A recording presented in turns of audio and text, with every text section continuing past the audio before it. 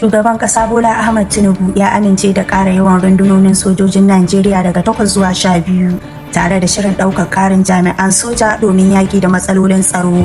Hukumomin tsaro a jihar Kebbi sun ci gaba da gudanar da bincike da ayyukan ceto bayan sace mai shari'a Faru Banza, alƙalin babban kotun jihar daga gidansa. Babban bankin Najeriya CBN ya ci gaba da barin kuɗin ruwa a kashi 26.5.